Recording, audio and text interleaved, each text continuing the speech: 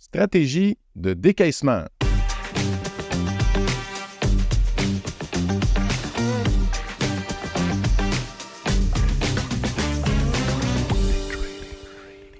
Bien le bonjour tout le monde, j'espère que vous vous portez bien tout comme moi. Aujourd'hui, on planifie notre futur puis on retourne à la base. On a discuté dans le passé de plusieurs stratégies pour sauver de l'impôt, là, certaines qui étaient simples, d'autres qui étaient plus complexes. Mais là, aujourd'hui, on va y aller, dans le fond, on va repartir du début.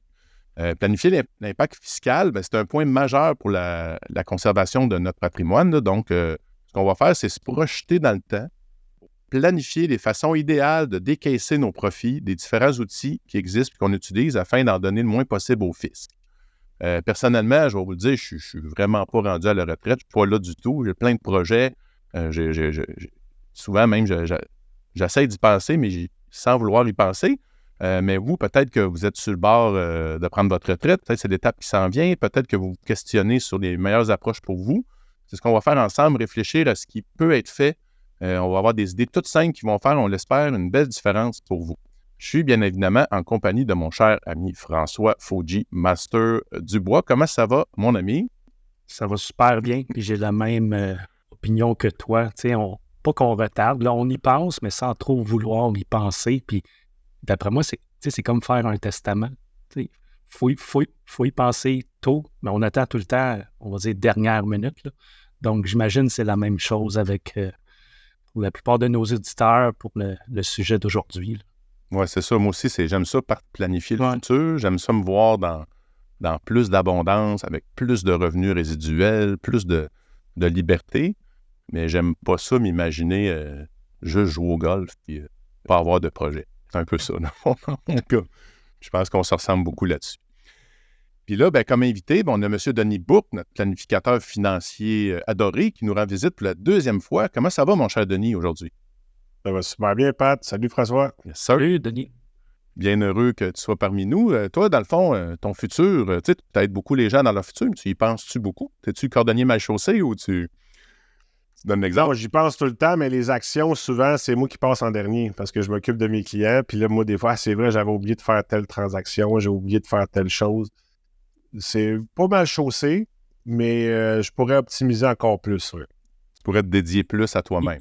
Il court avec des chaussures, mais les lacets détachés. Ouais, c'est une bonne idée. Non, mais c'est super bien organisé tout de même. Il y a des affaires que je pourrais optimiser un petit peu plus, mais comme le REER conjoint cotisant, que j'oublie souvent, mais il faudrait que je le mette en place, j'arrête pas de me le dire, puis je le fais pas. Puis... Ouais. Puis on parlait un petit peu plus tard. Qu'est-ce priorité, tout ça, c'est pas évident, là, évidemment. Ouais. Puis on peut tous être mieux dans nos affaires, c'est clair. Là. Tout le monde, on pourrait faire mieux. On n'est pas là pour donner de regarder les gens d'en haut et donner l'exemple. On est là pour réfléchir puis voir qu'est-ce qu'on pourrait faire, nous aussi, comme pour vous. Je trouve que c'est une belle approche. Parfait. Fait que là, ce qu'on va faire, tu m'as envoyé quelques idées que tu voulais couvrir, là, parce qu'on va essayer de faire ça dans un épisode. Fait qu'on va y aller en rafale. Fait que je vais lancer ce sujet. Toi, tu nous instruis, puis on pose des questions, on commente, puis on fait ça comme ça. Ça vous convient? Je t'en écoute. Excellent. Alors, on part. On parle, évidemment, là, le sujet, c'est le décaissement pour la retraite. Donc, quand est-ce que ça commence, ça, de penser à ça, le décaissement pour la retraite? Bizarrement, quand on commence à investir, c'est une bonne idée de penser au décaissement futur. Tu sais, de la première, exemple, là, un décaissement, on parle souvent de la retraite, mais souvent on dit, hey, le REER, c'est bon tout de suite, mais quand tu as 20 ans, il y a tellement d'affaires qui s'en viennent et que tu vas décaisser quand tu as ton argent que tu investis. Exemple, je veux être propriétaire, tu le mets où? Dans ton REER, dans ton CELI, ou tu le mets dans le CELIAP maintenant? Et ça, c'est déjà une étape à faire. Mm-hmm. Est-ce que je vais tout centraliser dans mes REER en partant? Non, pas nécessairement. Parce que probablement, quand on est plus jeune, on a moins de revenus, donc on va aller chercher un plus haut taux marginal de retour d'impôt qu'on va le mettre dedans. Puis il y a aussi dans le on est rendu plus établi, puis là, on commence à faire des plus gros efforts pour notre retraite dans l'investissement. Il y a un véhicule qui est souvent oublié des gens. Il y a souvent une personne ou deux, une des personnes dans le couple a un régime de pension à prestations déterminées. Là, on va souvent dire, je ne mettrai pas dans mes REER, j'ai déjà un fonds de pension, je vais payer trop d'impôts. C'est vrai, mais pas à 100%, mais ça reste que oui, tu commences avec un gros salaire déjà de garantie, mais ces gens-là ont quand même des droits REER, puis souvent, la personne du couple qui a un gros fonds de pension a aussi le plus gros salaire des deux. Donc, mettre le REER est plus intéressant sur cette personne-là. Mhm. Le REER conjoint cotisant, ce qu'il fait, exemple, un des deux, c'est un travailleur autonome ou un travail où il n'y a pas de fonds de pension, c'est qu'on prend le REER, exemple, moi, j'ai ma femme, enseignante, elle a un plus gros salaire que moi. Okay? Dans cette histoire. Puis là, elle dit, je ne prendrai pas d'âge. Non, mets tes REER. Et là, moi, mettons, c'est moi qui cotise. C'est que je cotise à son REER. Elle a la déduction d'impôt parce qu'elle a plus au taux marginal. Mais c'est mis dans mon REER. REER conjoint cotisant. C'est le conjoint qui cotise, c'est le conjoint qui a le retour d'impôt. Puis lorsque je vais retirer, bien évidemment, 3-31 décembre de plus loin, parce que si tu le fais en dedans de ça, c'est madame qui va repayer l'impôt, donc la stratégie va avoir servi à rien. Ouais, exactement. Et là, quand que je vais retirer à la retraite ou quand je vais vouloir retirer, c'est là que moi, je vais payer l'impôt dessus sur moi. Donc, tout l'argent n'est pas à la même place. Tu sais, souvent, tu planifies une retraite en couple ou seul, mais mettons que c'est en couple. C'est OK. Bien, où est-ce qu'on va prendre l'argent? De qui on prend l'argent pour répondre à nos besoins personnels de notre retraite? Si c'est tout concentré sur une personne, on a besoin de 100 000 net, mettons, 50 000 net. Bien, 50 000 net sur une personne, ça va en coûter 75 de placement, versus 50 000 sur deux, ça va en coûter 60. Parce que les taux, tu sais, le premier 15 000 est libre d'impôts, les braquettes. Dans le fond, faire du fractionnement. Exactement. Mais tu peux le faire avant la retraite. Il y a un deuxième fractionnement de revenus qui arrive à la retraite. Mais puis ça, c'est avec des revenus viagers.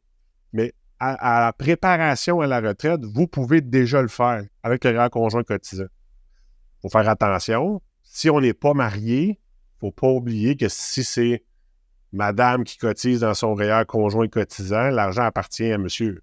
S'il y a une séparation. S'il y a une séparation, effectivement, c'était ça la question qui venait pour bien des gens. À monsieur. Ouais. C'est pas madame, donne-moi mon argent. Donner, c'est donner, voler, c'est reprendre, c'est voler. Il faut faire attention à ça.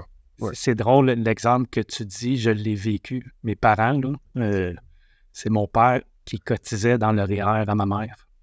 Puis quand ils sont séparés, ma mère est partie avec son REER. Là, mais est-ce qu'il était marié? Oui, il était marié. Fait que dans le fond... Il l'aurait perdu pareil.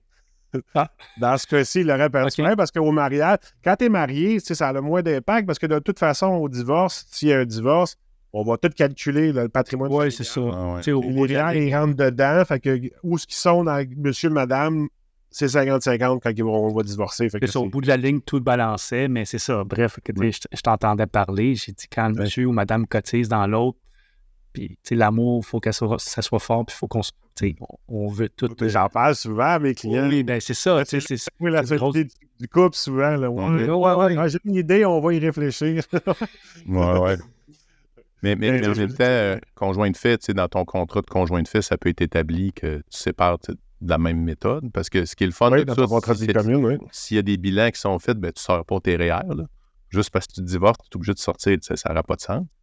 C'est sûr que, mais il faut y penser, c'est le premier réflexe qui vient aussi de dire, ta minute, c'est pas tout le monde qui fusionne tout. Là. Moi, dans mon couple, je suis fusionné 50-50 dans tout. Là. Donc, pour moi, si un jour il arrive de quoi, on va splitter moitié-moitié, puis on fait chacun notre bout de chemin, mais c'est pas tout le monde qui est comme ça.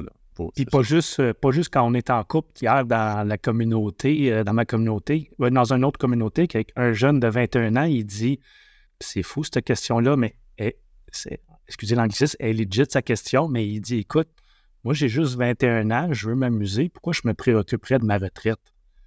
Hey, on parle de loin, hein, mais il faut commencer, là.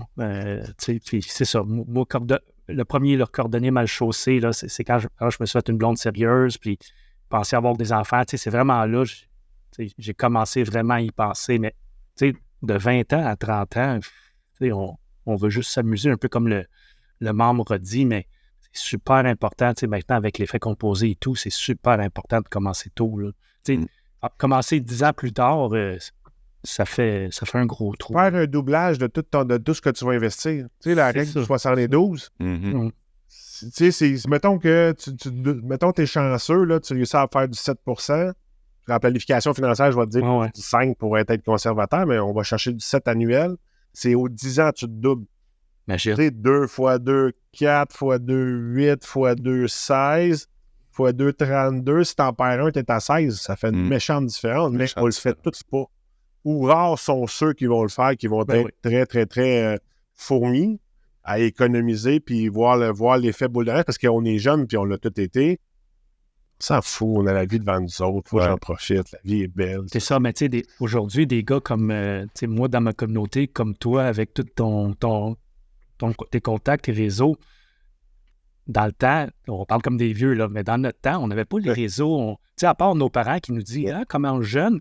Mais tu sais, maintenant, des gars comme toi, moi, puis Patrick, puis tout le monde sur Internet, TikTok, tu sais, let's go, quand on commence jeune, on commence jeune. Ouais. J'ose croire et j'espère que s'il y a des jeunes qui nous écoutent, t'as à boire, commencez jeune, c'est important.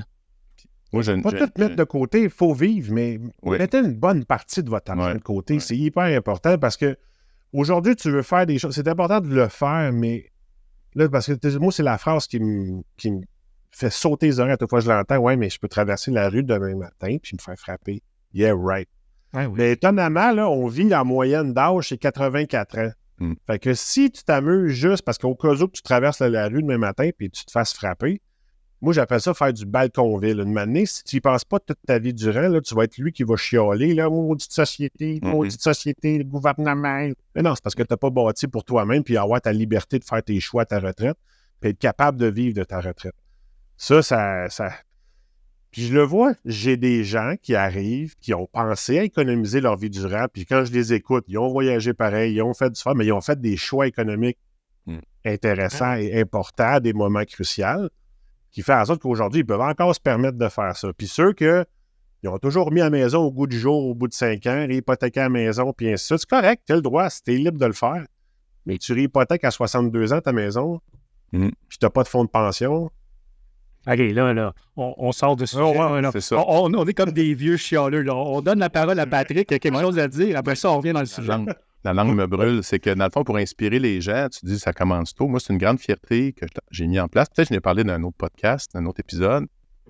Puis moi, je ne l'ai pas fait. Je n'ai pas eu ça là, comme éducation. Mais moi, mes enfants, mon fils de 12 ans, ma fille de 8 ans maintenant, à chaque dollar qui passe dans leurs mains, ils doivent mettre 25 sous dans leur compte de retraite.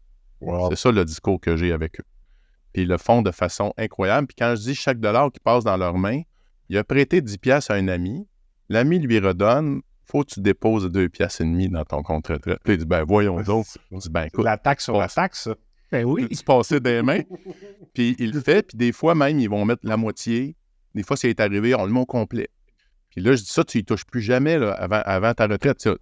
Après ça, on va le placer, on va développer ton abondance.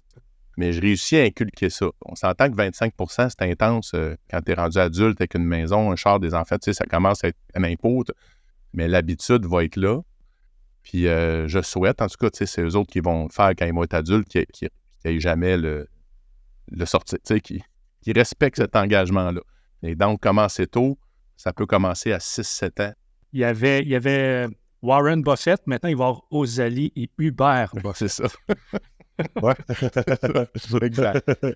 Fait qu'on va passer à l'autre sujet. Le temps passe quand même très vite, là. Donc, un autre sujet que tu m'avais proposé, c'est diversification des sources de revenus pour la retraite, toujours. Oui. Bien, un peu, tu sais, il y a les véhicules, tu sais, on parlait du REER congé cotisant, le REER. Tu sais, moi, souvent, je fais souvent le calcul, puis souvent, la meilleure stratégie, c'est tu investis dans le REER, tu prends ton retour, puis tu l'envoies dans ton CELI. Ouais. Parce que quand il va venir le temps de décaisser, le REER, la fin qui est plate, c'est que ça augmente toujours ton revenu. Donc, puis à un moment donné, avec le supplément de revenu garanti, ça, c'est vraiment pas un objectif de retraite, là. Ça, c'est le plan chanceux, plan D. Poigner ça, c'est l'aide sociale des retraités, là. Ouais. Mais, tu sais, dans ta pension de sécurité de vieillesse, si tu l'as travaillé, tu as payé des impôts, ben à partir de 80, ça change tout le temps, 90 000 pour 2024, là, à chaque dollar que tu gagnes de plus, tu perds 15 %. Puis rendu à 134 000 de revenus, tu n'en as plus. Mais tu sais, c'est un 7-8 000 que tu perds en partant. Que si tu mets tout dans tes REER, automatiquement, ben, tu peux venir aller perdre ce montant-là. Tu vois, on parle avec des gens qui ont accumulé, mais ça reste que si tu as pris la peine de te prendre des CELI aussi, ben ultimement, ben, tu vas faire, quand tu vas arriver au temps de la retraite, pas tout ton REER, tu as une partie de ton REER, tu gères ton niveau d'impôt, puis ce que tu as besoin de plus, tu vas le chercher dans ton CELI. OK.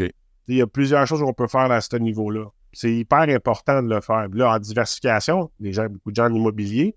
Là, je pense que le dernier podcast que vous avez fait, c'est le nouveau taux d'inclusion. Exact. Qui va venir faire mal, surtout si vous l'avez mis l'immobilier dans votre société de gestion. Mais ça, c'est un autre sujet.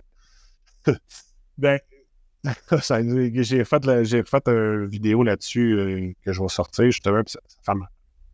Ça fait mal. Un gain capital d'1 million, là, ça te coûte 250 000 à partir de la première pièce, quand c'est dans une ligne, c'est ça. Ouais, ça fait... Ouais. Restons positifs.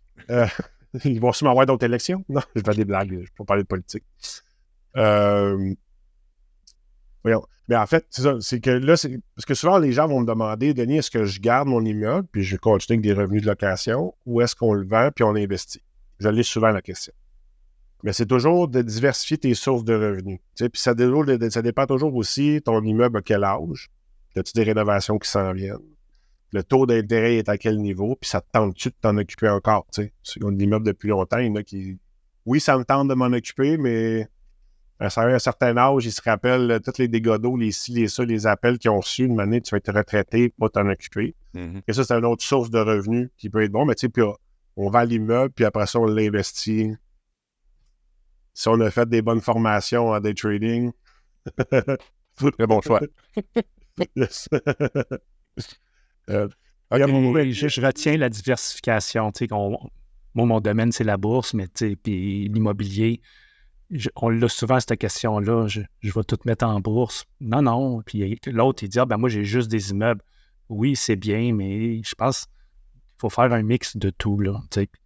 Comme tu dis, là, c'est très bien. Si tu parles à ceux en 2008 aux États-Unis, ouais, en immobilier. Il y en a qui ont sorti gagnants de ça, ceux qui étaient cash, puis ceux qui étaient rendus à une autre étape, il y en a, pour ceux qui ont popé et qui ont doublé dans ces années-là, c'est parce qu'ils n'ont mangé combien de monde qui n'ont pas pu soutenir la crise qui est passée puis qui ont tout perdu. Ouais, c'est ça. Ceux qui ont investi en bourse, puis les perdants, là. Ouais. C'est ça. Ils ont perdu beaucoup, puis ils disent moi, je touche plus à ça. Ils vont juste dans l'immobilier, puis quelqu'un qui est juste dans l'immobilier, il dit moi, la bourse, je connais pas ça, je touche pas à ça. On est biaisé. Ce qui est plate, c'est qu'en 2008, les deux ont planté en même temps. C'est ça. Ouais. C'est ça. Mais bon. Le timing, si c'était là ta retraite, ben là, pour ces gens-là, ça a fait mal. Là. La diversification, puis même j'imagine, quand vous faites votre day trading ou vos formations, vous expliquez aux gens, tu te mets pas tout dans le secteur financier, ou tu te mets pas tout dans la technologie, ou tu te mets pas tout dans les produits de consommation. On aurait eu cette conversation-là en 2017. C'était tout all-in dans le pot, là, le secteur cannabis. Il y a beaucoup de monde. Il y en a qui l'ont mis au bord de la clôture, mais la majorité, ils n'ont pas pris des profits. Là. Bref, un autre sujet. Là, mais bon. Ouais. Donc, mais c'est vrai, mais puis je sais que c'est jamais acheter qu'est-ce qui est en mode. C'est con à dire. C'est d'essayer de spotter qu'est-ce qui va être en mode. Ouais. Puis de diversification, moi, ce que j'aime beaucoup, qui m'habite beaucoup, c'est que mes positions, ça doit être dans des produits non corrélés. Fait que je vais valider si les deux produits ont une corrélation. Sinon, ça ne marche pas, là, parce que là, je double mon risque. Donc, en faisant ça, que tu changes de pays ou que tu changes de produit ou de secteur, ben là, tu te donnes une chance, là, s'il arrive quelque chose. Ouais. Comme ça, je le vois. Là. OK, intéressant. On continue. Donc, REER au conjoint cotisant, tu en as parlé un peu. Tu avais-tu d'autres choses que tu voulais rajouter, Denis? Ça, faites-le. Si vous êtes en amour puis vous êtes marié, faites-le. C'est vraiment... Parce qu'en fait, c'est que il y a une possibilité de faire du fractionnement de revenus rendu à la retraite, même si on n'a pas utilisé un REER conjoint cotisant. L'avantage du REER conjoint cotisant, c'est que tu décides de ce que tu fais avec. Les retraites, t'es pas obligé de le transférer dans une rente viagère. Le fractionnement de revenus à la retraite, puis ça prend... Pour avoir les deux que ça fonctionne, c'est fédéral et provincial, c'est 65 ans. Sinon, au fédéral, c'est juste à partir de 60. Puis en fait, c'est que là, exemple, j'ai mon RRQ, mais je pourrais dire, je fais 50 de ma rente RRQ, je la divise avec madame. Ou j'ai mon fonds de pension, 50 du montant, je le fractionne avec madame. OK. C'est que là, on va utiliser les deux paliers d'impôt, mais il faut que ça soit une rente viagère. Il faut que ça soit un fonds de pension. Si j'ai un REER, je ne peux pas dire je sors 100 000 de REER, puis je mets 50 à madame, 50 à moi. Ça ne marche pas. OK. Dans le REER, conjoint cotisant, oui. En fait, c'est la personne qui va le retirer, donc on gère le montant qu'on retire. Sinon, il faut transformer son REER dans un FER, qui est une rente, une certaine forme de rente, où est-ce que là, on peut venir fractionner. Ah. Mais ça reste qu'on peut le faire quand même à la retraite, puis c'est important d'en parler au comptable, puis généralement, le comptable le fait. Mais il faut avoir des outils de fractionnement de décaissement. Un coup rendu là, il faut y avoir pensé avant. Si on ne le fait pas à l'avance, on arrive, on fait quoi? Fait que moi, je t'écoute, là, puis tout le monde dit que l'intelligence artificielle, ça va remplacer. Moi, je t'écoute, là, l'intelligence artificielle, je pense pas que ça peut remplacer un gars comme toi à date. À moins qu'elle ait écouté notre podcast avec lui. Ouais, c'est l'épisode. Non, mais c'est ça, il y a tellement de technicalités, puis ça dépend tellement du client, de la personne. Tu sais, l'intelligence artificielle, je vais dire que ça n'a pas de limite, mais ça a quand même une certaine limite, là, tu sais. Il faut que tu saches qu'est-ce que tu cherches. C'est surtout ça avec l'intelligence artificielle. Puis des fois, moi, je l'utilise parce que, j'ai le syndrome des fois de la page blanche. Je dis, par où est-ce que je pars avec mes recommandations? Mm-hmm. Okay. Mais je vais y aller précisément sur quelque chose. Donne-moi des points. Oups, là, ils me sortent des points, mais moi, chaque point, je les comprends. Puis des fois, ils me sortent des affaires qui n'ont pas rapport. Mm-hmm. Et si tu ne connais pas le domaine, tu vas penser que c'est bon ce qu'il dit. Fait que tu vas aller de l'avant avec ça, puis tu vas faire c'est pas bon, là. C'est pas bon ce qu'il vient de dire. Ouais. Je pense qu'il y a un avocat qui a fait ça aux États-Unis. Il avait remis une cause, il avait sorti un article de jurisprudence de je ne sais pas trop quoi. Puis là, sur le coup, ils ont demandé un ajournement. Ils ont resté comme sur le cul un peu. Le monde ne savait pas de quoi ils parlaient. Ils ont revenu, puis hey, ça n'existe même pas ta cause que tu viens de sortir. Puis ils ont remarqué que c'était par ChatGPT qui avait eu ça. Il s'est fait... hey, c'est ça. Une affaire, il n'y a pas... Ça va venir... Je pense que l'intelligence artificielle est un outil. Ça ne remplace pas l'être humain. Ben oui, c'est ça. Ça peut nous craindre, comme tu dis, ça peut nous donner les points guides, là, nous donner la base, mais après ça, on s'inspire de ça. Là. On revérifie, puis on ne fait pas confiance avec pour le moment. On est tous un peu dans le même groupe d'âge. Je regarde l'heure. On est tous un peu dans le même groupe d'âge, puis ça fait combien de temps qu'on se fait dire que l'ordinateur et l'intelligence artificielle va nous remplacer? Ça fait longtemps. Ça date, ça. J'ai parlé avec une madame, elle avait 30 ans d'expérience. Elle me disait, il y a 26 ans, puis j'ai dit ça il y a plusieurs années. J'ai dit, hey, l'ordinateur va venir nous bouger. Ça fait plusieurs années que j'avais dit ça. Le monde oui, puis il y a 26 ans, on me dit que j'allais perdre ma job. J'ai jamais eu autant de jobs depuis que l'informatique est sortie. Ben oui. T'sais, le monde fait souvent référence au film. Je sors encore du sujet. Ben oui. Le monde fait souvent référence à Terminator avec Arnold Schwarzenegger. Là, les robots, ils vont Rise of the Machine. Fait quoi, ça fait 20-30 ans, puis on est encore là, oui, éventuellement, mais bon. OK, on revient dans le sujet. Ça va être un outil qui va être utilisé par les gens. Qui va évoluer. Moi, je dis plus rien. Alors, les amis, on doit arrêter ça là. L'épisode est déjà rendu à sa fin. On a la chance qu'on va avoir une deuxième partie avec ce sujet-là, avec notre cher Denis, avec encore plus de partage, de découvertes, de réflexions et de trucs pour optimiser notre retraite. Avant de vous quitter, je vous invite à vous abonner, partager en grand nombre avec les gens autour de vous, tous ceux à qui vous pensez que ça peut être utile. Nous, ça nous encourage, ça fait en sorte qu'on touche plus de gens et c'est vraiment agréable. On a un bon retour. Les gens semblent très contents du contenu et nous aussi, on a à cœur de faire en sorte que ça soit instructif, qu'on partage le plus d'informations possible pour faire en sorte qu'on puisse tous grandir ensemble vers une plus grande abondance. Alors, pensez à aimer, partager les petits pouces en l'air, etc. Sur ce, je vous souhaite une belle semaine. On se retrouve pour la suite dans 7 jours. Alors, bon trading!